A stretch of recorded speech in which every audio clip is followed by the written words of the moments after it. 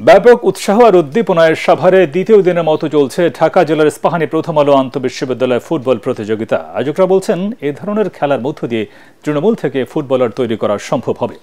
সভায় প্রতিনিধি শেখ বাশারের পাঠানো তথ্যছবিতে রিপোর্ট করছেন এস.এম. আশরাফ।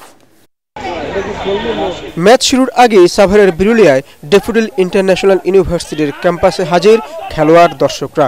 দিনের শুরুতে আক্রমণ পাল্টা আক্রমণের ম্যাচে শেষ পর্যন্ত জয়ের হাসি নিয়ে মাঠ ছাড়ে BGMEA university of fashion and technology. তারা 2-1 গোলে পরাজিত করে জগন্নাথ বিশ্ববিদ্যালয়কে।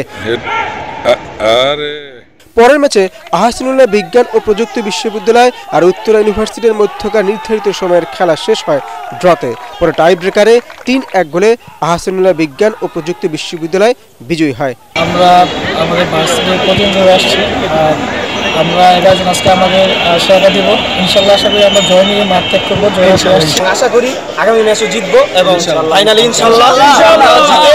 খেলা শেষে ম্যাচ সেরাদের হাতে পুরস্কার তুলে দেন ইস্পাহানী টি লিমিটেডের ব্যবস্থাপক এনামুল ইসলাম, প্রথম আলোর বিশেষ প্রতিনিধি মাসুদ আলম এবং সাবেক ফুটবলার ও কোচ রকুনুজ্জামান। গত বছর 32টা টিম অংশ নিয়েছিল, এবার 42টা টিম অংশ নিচ্ছে এবং গতবার চেয়ে বড় পরিসরে খেলা হচ্ছে। এর মধ্যে আপনি জানেন যে চট্টগ্রাম, রাজশাহী এবং খুলনার আঞ্চলিক পর্ব শেষ হয়েছে, সেখান থেকে 4টি টিম চূড়ান্ত পর্বে উঠেছে। চূড়ান্ত পর্ব অর্থাৎ কোয়ার্টার ফাইনালে। এটা প্রতিযোগিতার মিডিয়া পার্টনার এটিএন বাংলা শুক্রবারও 3টি ম্যাচ মাঠে গড়াবে। Bureau report, ATN Bangla.